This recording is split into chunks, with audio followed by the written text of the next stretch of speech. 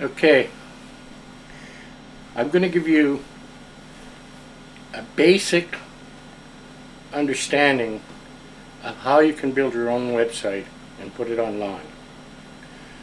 As with anything new, you're going to have to acquire some new skills. Okay, but it's worth it in the end. Okay, the first thing you need to do is you need to get a domain name. You need to register a domain name. And I suggest you register with a well-known name, like the Canadian Internet Registration Authority.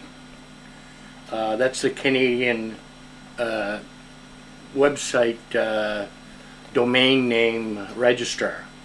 And that's where all the other registrars, that's what you actually go and get your name. Now you have to be careful, because not all registrars are honest.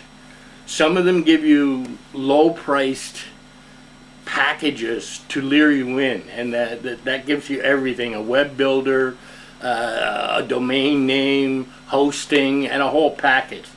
But if you're not happy with anything with their services, then you can kiss the domain name goodbye. You'll never get it.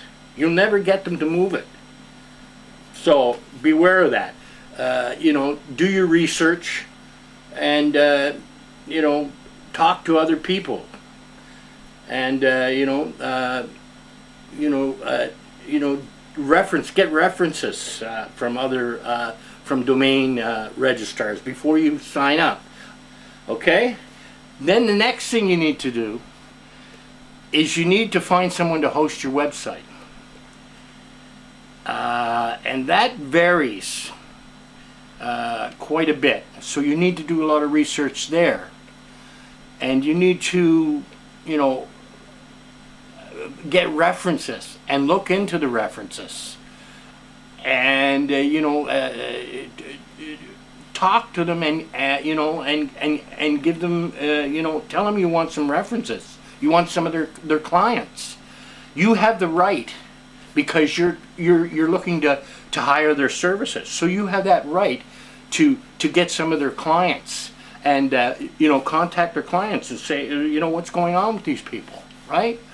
Okay. The next thing you need to do, you need to get an FTP client. That's a piece of software that lets you upload your files to a web server, right? And you need to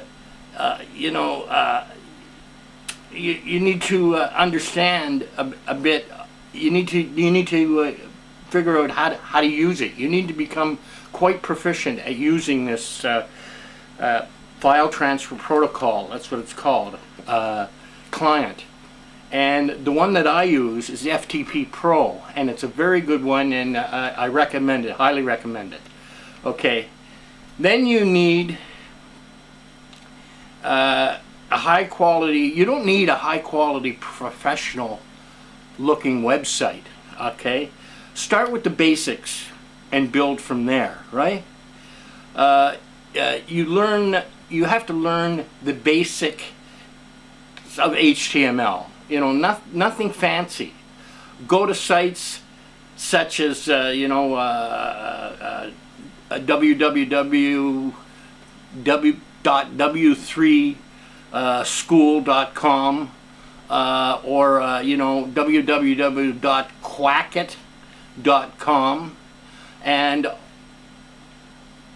you can find all this information on my site here. You go to the 10 steps and it'll list all this information for you. And this will teach you all the basics of HTML. And you can mark up your pages and you can design your pages on your own machine. Okay. You must have someone teach you the basic principles of how servers function. You know what I mean?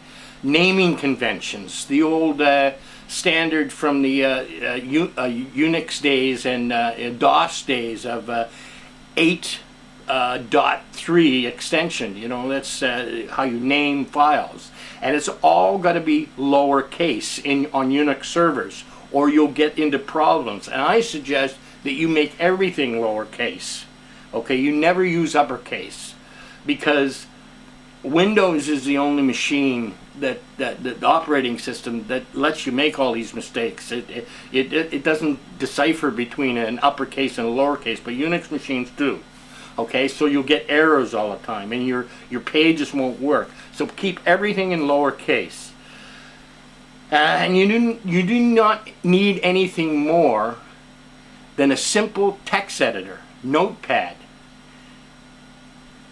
to make your web pages. That's all you need. Notepad. You don't need any fancy software or nothing. Okay? And then you must save 2 files all the time. You must save one as whatever, a name.txt, txt. That's a simple text file. And then you save the same file, but you name it .html. That's an HTML file that the browser displays. And there you've created web pages. Okay? Design your website on your machine locally. That's what locally means. You design it on your own machine. And once you get the pages to function, to all the links to work on your own machine, then you're good to go, right? And the you know, rather than utilizing a template, you know, hosting company that gives you a whole package, and then you waste your time and it restricts you and everything else. There's nothing going to restrict you when you design it yourself, because you can go on and on and on and on and learn for years and years and years, and you can always make updates, right? You can change it all the time, and blah blah blah. And you can change you can do multiple things. You're only limited by what you can dream of, what you can think of.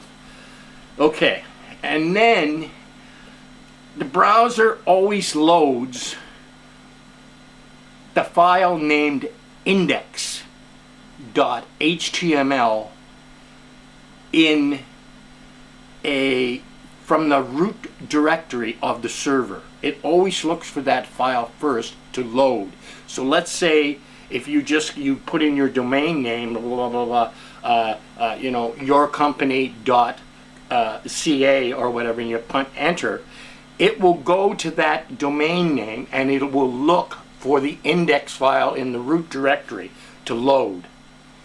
And then, so you have to name your home page index.html, and then when you get on your home page, then you can do everything just like on your regular on your own machine, and that's how it'll work, right? So you want the first page to be index.html, right?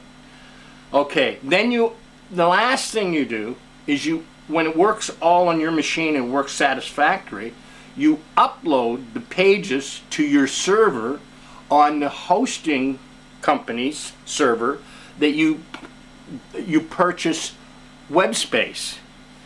And then you go live.